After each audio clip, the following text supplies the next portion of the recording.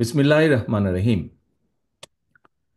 জাতীয়তাবাদী গণতান্ত্রিক আন্দোলন এনডিএম এর অষ্টম প্রতিষ্ঠা বার্ষিকী উপলক্ষে আয়োজিত আজকের এই আলোচনার সম্মানিত সভাপতি জনাব ববি হাজ্জাজ,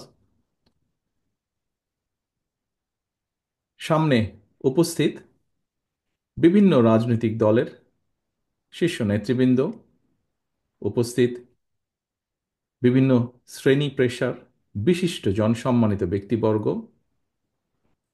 সম্মানিত আলোচকবৃন্দ এবং অনুষ্ঠানে অংশগ্রহণকারী এনডিএম এর বিভিন্ন পর্যায়ের নেতাকর্মীবৃন্দ, আসসালামু আলাইকুম। এনডিএম প্রতিষ্ঠার পর এবারই প্রথমবারের মতন আপনারা ফ্যাসিবাদ মুক্ত বাংলাদেশে দলের প্রতিষ্ঠা বার্ষিকী পালন করছেন। দেশের প্রতিটি রাজনৈতিক দলের জন্য এ ধরনের পরিস্থিতি অবশ্যই অত্যন্ত গুরুত্বপূর্ণ এবং প্রত্যাশিত। আমি আজকের সম্মানিত সভাপতির সাথে একই সুর মিলিয়ে বলতে চাই, আগামী দিনে আর কোনো স্বৈরাচার, আর কোনো ফ্যাসিবাদ যাতে দেশ এবং জনগণের অধিকার কেড়ে নিতে না পারে, সেজন্য গণতন্ত্রকে প্রাতিষ্ঠানিক রূপ দেবার প্রক্রিয়া এবং পদ্ধতি প্রণয়ন এবং বাস্তবায়নের এখনই সঠিক সময়, উপযুক্ত সময়। যদিও গণতন্ত্রকে প্রাতিষ্ঠানিক রূপ দেবার ক্ষেত্রে অন্তর্বর্তীকালীন সরকারের সদিচ্ছা কিংবা সামর্থ্য নিয়ে ইতিমধ্যেই হয়তো জনমনে কিছুটা হতাশার সৃষ্টি হয়েছে, তবুও গণতন্ত্রের পক্ষের রাজনৈতিক দলগুলো জনগণের ভোটে, জনগণের কাছে জবাবদিহিমূলক সরকার প্রতিষ্ঠার স্বার্থে অন্তর্বর্তীকালীন সরকারের প্রতি সমর্থন এখনো অব্যাহত রেখেছে। উপস্থিত সম্মানিত অতিথিবৃন্দ, বিএনপি সহ বাংলাদেশের পক্ষের গণতান্ত্রিক রাজনৈতিক দলগুলো শুরু থেকেই অন্তর্বর্তীকালীন সরকারের কর্মপরিকল্পনার রোডম্যাপ ঘোষণার আহ্বান জানিয়ে আসছে।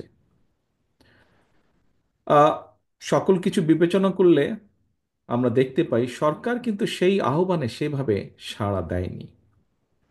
সরকার বরং জাতীয় নির্বাচনের সুনির্দিষ্ট দিন তারিখ ঘোষণাকে সুকৌশলে অল্প সংস্কার, বেশি সংস্কার এ ধরনের একটি অভিনব শর্তের বেড়াজালে বলা যায় আটকে দিয়েছে। অন্তর্বর্তীকালীন সরকারের চিন্তা এবং কর্ম পরিকল্পনা সম্পর্কে জনগণ অন্ধকারে থাকায় কিন্তু দেশের রাজনৈতিক অঙ্গনে হয়তোবা অস্থিরতা বাড়ছে। প্রায় বিভিন্ন দাবি দাওয়া নিয়ে আমরা দেখছি প্রতিদিন বিভিন্ন শ্রেণী পেশার মানুষ রাজপথে জড়ো হচ্ছেন। মাত্র 10 মাসের মাথায় সরকারের ভেতরে এবং বাইরেও কিন্তু এক ধরনের অস্থিরতা দৃশ্যমান হতে শুরু করেছে। সরকার জনগণের ভাষা, আশা, আকাঙ্ক্ষা উপলব্ধি করতে ব্যর্থ হলে দেশে রাজনৈতিক অস্থিরতা বাড়তেই থাকবে। আমরা মনে করি দেশে এভাবে অস্থিরতা বাড়লে এই সরকারের পক্ষে পরিস্থিতি সামাল দেওয়া কষ্টসাধ্যই হয়ে পড়বে। সুতরাং অন্তর্বর্তীকালীন সরকারের প্রতি তাদের সক্ষমতা সম্পর্কে আরও সতর্ক হওয়ার আহ্বান জানাই আজকের এই সভা থেকে। উপস্থিত প্রিয় রাজনৈতিক সহকর্মীবৃন্দ, উপস্থিত সম্মানিত অতিথিবৃন্দ, গণতন্ত্রের পক্ষে রাজনৈতিক দলগুলো যারা দীর্ঘ 1.5 দশক ধরে ফ্যাসিবাদী বিরোধী আন্দোলন সংগ্রামে একসঙ্গে আমরা রাজপথে ছিলাম, অন্তর্বর্তীকালীন সরকারের সামর্থ্য এবং সক্ষমতা সম্পর্কে আমরা এখনো নেতিবাচক মন্তব্য করিনি আমাদের অবস্থান থেকে। তবে আমরা চুপ থাকলেও কিন্তু জনমনে এই সরকারের সক্ষমতা নিয়ে কিন্তু প্রশ্ন এরই ভিতরে উঠছে এবং বহু মানুষ, বিভিন্ন শ্রেণী পেশার মানুষ কথা এরই মধ্যে বলছেন। জুলাই আগস্টের অভ্যুত্থানে হাজারো শহীদের রক্ত চিরতরে অন্ধ হয়ে যাওয়া কিংবা নাক, কান, শরীরে অঙ্গ প্রত্যঙ্গ হারিয়ে চিরতরে পঙ্গুত্ব বরণ করা মানুষের হাহাকার, হাসপাতালে চিকিৎসাধীন অসংখ্য মানুষের আর্তনাদ এবং ফ্যাসিবাদ বিরোধী জাতীয় ঐক্যের উপর ভিত্তি করেই বর্তমান অন্তর্বর্তীকালীন সরকার বা সরকারের নৈতিক এবং রাজনৈতিক বৈধতার ভিত্তি রচিত হয়েছে। অথচ অথচ জুলাই আগস্টের আন্দোলনে কতজন শহীদ হয়েছেন, কতজন আহত হয়েছেন, 10 মাসেও কিন্তু অন্তর্বর্তীকালীন সরকার শহীদদের এই সংখ্যা ও তালিকা চূড়ান্ত করতে পারেনি। সম্মানিত অতিথিবৃন্দ, অথচ এর বিপরীতে একটু যদি আমরা খেয়াল করে দেখি, আপনাদেরকে আমি অনুরোধ করব একটু গভীরভাবে খেয়াল করে দেখবার জন্য। খুব সম্ভবত 2023 সালের অক্টোবর থেকে আজ পর্যন্ত, এই মুহূর্ত পর্যন্ত যুদ্ধ বিধ্বস্ত গাজায় কতজন মানুষ শহীদ হয়েছেন, কতজন আহত হয়েছেন, এই মুহূর্তে যদি আপনারা গুগলে সার্চ করেন, সেখানে মোটামুটিভাবে হতাহত মানুষের সংখ্যার হালনাগাদের যে তথ্য, সেটি আপনারা দেখতে পাবেন বা পেয়ে যাবেন। অথচ এই মুহূর্তে একজন শিক্ষার্থী অথবা একজন গবেষক যদি জুলাই আগস্টের শহীদদের সঠিক সংখ্যা সম্পর্কে সঠিক কিছু জানতে চান, তথ্য জানতে চান, তারা কি সেই সঠিক তথ্যটি পাবেন? এ ব্যাপারে কিন্তু একটি বিরাট সন্দেহ বা প্রশ্ন রয়ে গিয়েছে।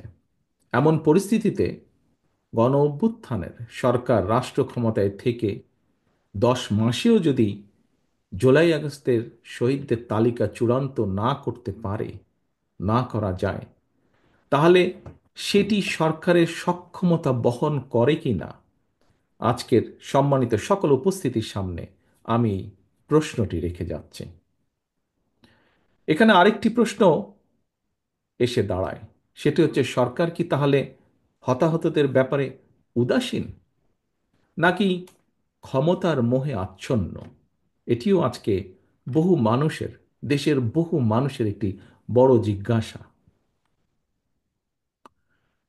সম্মানিত অতিথিবৃন্দ, সম্মানিত সভাপতি, জুলাই আগস্টের হতাহতদের সঠিক তালিকা তৈরি করার চেয়েও অন্তর্বর্তীকালীন সরকারের কাছে করিডোর প্রদান কিংবা বন্দর ব্যবস্থাপনা বিদেশের হাতে তুলে দেওয়াটাকেই বেশি প্রাধান্য বলে মনে হচ্ছে, বা তারা বেশি প্রাধান্য দিচ্ছেন বলে মনে হচ্ছে। আমি একই সাথে এই ব্যাপারে সভাপতি সাহেব তার বক্তব্যে যা বলেছেন, তার সাথে একই সুরে সুর রেখে বলতে চাই, আমরা আবারও স্পষ্ট করে জানিয়ে দিতে চাই, করিডোর কিংবা বন্দর দেওয়া না দেওয়ার সিদ্ধান্ত অন্তর্বর্তীকালীন সরকারের অবশ্যই কাজ নয়। এই সিদ্ধান্ত নেবে জনগণের ভোটে নির্বাচিত জাতীয় সংসদ বা জনগণের ভোটে নির্বাচিত সরকার। বর্তমান অন্তর্বর্তীকালীন সরকারের আইনগত এবং রাজনৈতিক বৈধতা নিয়ে হয়তো কোনো প্রশ্ন নেই, তবে এই সরকার কোনোভাবেই জনগণের কাছে জবাবদিহিমূলক সরকার নয়। সুতরাং অন্তর্বর্তীকালীন সরকারের কাছে জনগণের ভোটে জনগণের কাছে জবাবদিহিমূলক সরকার প্রতিষ্ঠাই প্রথম এবং প্রধান অগ্রাধিকার হতে হবে। সম্মানিত সভাপতি, সম্মানিত অতিথিবৃন্দ, সম্মানিত উপস্থিত নেতৃবৃন্দ, সরকার জাতীয় রাজস্ব বোর্ড এনবিআর এর সংস্কার শুরু করেছে। এনবিআর সংস্কারের প্রয়োজনীয়তা নিয়ে আমাদের হয়তো কারোরই কোনো তেমন দ্বিমত নেই, কিন্তু সংশ্লিষ্টদের সঙ্গে আলাপ আলোচনা এবং সুষ্ঠু পরিকল্পনা এবং পরিণত চিন্তা না করে তড়িঘড়ি করে সংস্কার শুরু করে দেওয়ায় কিন্তু পুরো বিষয়টি হিতে বিপরীত হয়েছে, যা এরই ভিতরে আমরা পত্রপত্রিকার মাধ্যমে, সংবাদপত্রের মাধ্যমে পরিষ্কারভাবে দেখতে পাচ্ছি। প্রতিষ্ঠানটির কর্মকর্তারা সংস্কার প্রস্তাবনা এবং পদ্ধতি সম্পর্কে ভিন্ন মত পোষণ করে এরই ভিতরে কিন্তু প্রতিবাদ কর্মসূচি পালন করছেন। এনবিআরের চলমান কর্মসূচির ফলে যথাসময়ে নিয়মিত রাজস্ব আদায় কার্যক্রম বন্ধ রয়েছে। ফলে চলতি অর্থ বছরে হাজার হাজার কোটি টাকার রাজস্ব ঘাটতি দেখা দেওয়ার কিন্তু একটি বিরাট সম্ভাবনা দেখা দিয়েছে। অন্তর্বর্তীকালীন সরকার এখনও তাদের কর্ম পরিকল্পনার অগ্রাধিকার কোনটি, তাদের প্রায়োরিটি নির্ধারণ করতে পেরেছেন বলে কিন্তু মনে করার কোনোই কারণ নেই। অন্তর্বর্তীকালীন সরকার যাই বলুক না কেন, আমরা যদি খেয়াল করে দেখি, দেশে বিনিয়োগ পরিস্থিতিও কিন্তু আশাব্যঞ্জক নয়। সরকারকে আমরা দেখেছি ব্যাপক আয়োজনে বিনিয়োগ সম্মেলন করলেও কাঙ্ক্ষিত বিনিয়োগ কিন্তু আসেনি। দেশি কিংবা বিদেশি বিনিয়োগ পরিবেশের জন্য রাজনৈতিক স্থিতিশীলতা এবং স্থিতিশীল একটি সরকার অত্যন্ত গুরুত্বপূর্ণ। এই বিষয়ে এখানে উপস্থিত সম্মানিত সভাপতি সহ উপস্থিত অতিথিবৃন্দ কেউ দ্বিমত পোষণ করবেন না, আমি দৃঢ়ভাবে বিশ্বাস করি। সুতরাং শুধু জনগণের রাজনৈতিক ক্ষমতায়ন কিংবা জনগণের ভোট প্রয়োগের অধিকার প্রতিষ্ঠার জন্যই নয়, বরং একই সাথে দেশের অর্থনৈতিক উন্নয়নের জন্য দেশি বিদেশি বিনিয়োগ পরিবেশ নিশ্চিত করার জন্য জনগণের ভোটে নির্বাচিত জনগণের কাছে জবাবদিহিমূলক সরকার প্রতিষ্ঠা অত্যন্ত জরুরি। প্রিয় রাজনৈতিক সহকর্মীবৃন্দ, নানা রকম আলোচনা সমালোচনা থাকলেও গণতান্ত্রিক বিশ্বে কিন্তু শেষ পর্যন্ত রাজনীতিবিদরাই রাষ্ট্র পরিচালনা করেন। জনগণকে সঙ্গে নিয়ে, জনগণের সঙ্গে থেকে রাজনীতিবিদ এবং রাজনৈতিক দলগুলো রাষ্ট্র পরিচালনার দায়িত্ব পালনের জন্য নিজেদেরকে প্রস্তুত করে থাকেন। এটি গণতান্ত্রিক বিশ্বের রীতি। সরকার কিন্তু কোনো একটি এলিট ক্লাব কিংবা কর্পোরেট প্রতিষ্ঠান নয়। সরকার অবশ্যই একটি রাজনৈতিক প্রতিষ্ঠান। এই রাজনৈতিক প্রতিষ্ঠানটির সঙ্গে দেশের প্রতিটি নাগরিকের সরাসরি অংশগ্রহণ নিশ্চিত থাকতে হবে। গণতান্ত্রিক রাজনৈতিক সংস্কৃতি এবং ব্যবস্থাকে উপেক্ষা করে যদি বিরাজনীতিকরণকে উৎসাহিত করা হয়, তাহলে হয়তোবা কোনো ব্যক্তি বিশেষ লাভবান হলেও হতে পারেন, কিন্তু শেষ পর্যন্ত রাষ্ট্র, গণতন্ত্র এবং গণতান্ত্রিকামী জনগণই ক্ষতিগ্রস্ত হয়। প্রিয় রাজনৈতিক সহকর্মীবৃন্দ, একটি রাজনৈতিক দল রাষ্ট্র পরিচালনার জন্য ধীরে ধীরে কিভাবে নিজেদেরকে প্রস্তুত করে থাকেন, এর একটি ছোট্ট উদাহরণ আপনাদের সামনে আমি তুলে ধরে আমার বক্তব্যকে শেষ করে আনতে চাই। আমরা সকলেই জানি, পতিত, পরাজিত, পলাতক স্বৈরাচার লুটপাট, দুর্নীতি আর টাকা পাচার করে দেশের ব্যাংকিং খাতকে বলা যায় প্রায় ধ্বংস করে ফেলেছিল। এই ব্যাংকিং খাতকে সংস্কার করার জন্য এনডিএম 22 দফা সুপারিশমালা প্রস্তুত করেছে। এর মধ্যে 9টি দফা অগ্রাধিকার ভিত্তিক সুপারিশ। এনডিএম এর এই 9 দফা সুপারিশ আমার দেখার সুযোগ হয়েছে। সুপারিশগুলোকে আমার কাছে সময় উপযোগী এবং যৌক্তিক মনে হয়েছে, বাস্তবধর্মী মনে হয়েছে। তবে এই যে বিষয়টি যেটি বললাম 9 দফার, বা এই যে অর্থনৈতিক যে ব্যাংকিং সেক্টরে এনডিএম এর যে প্রস্তাবনা, এই বিষয়টি এখানে বলার মূল লক্ষ্য বা উদ্দেশ্য হচ্ছে প্রতিটি রাজনৈতিক দল এভাবেই দল এবং সরকার পরিচালনার দায়িত্ব পালনের জন্য রাজনৈতিক প্রক্রিয়ায় ধীরে ধীরে নিজেদেরকে প্রস্তুত করে তোলে। নিজ নিজ দলের আদর্শ, উদ্দেশ্য এবং প্রস্তাবনার পক্ষে জনগণের ম্যান্ডেট নেয়। জনগণের ম্যান্ডেট পেলে রাষ্ট্র এবং সরকার পরিচালনার দায়িত্ব পালন করে। সুতরাং বিরাজনৈতিকরণ নয়, বরং দেশে গণতান্ত্রিক রাজনৈতিক দল এবং গণতান্ত্রিক বিধিবিধান এবং রীতি পদ্ধতিগুলিকে বরং শক্তিশালী করা অত্যন্ত জরুরি। দেশের সাংবিধানিক প্রতিষ্ঠানগুলোকে শক্তিশালী করা অবশ্যই অত্যন্ত প্রয়োজন, এবং এজন্য প্রয়োজন গণতান্ত্রিক চর্চা। অন্তর্বর্তীকালীন সরকারের প্রতি আবারও আহ্বান জানিয়ে বলবো, পরিস্থিতি অযথা ঘোলাটে না করে জাতীয় নির্বাচনের সুস্পষ্ট তারিখ ঘোষণা করুন।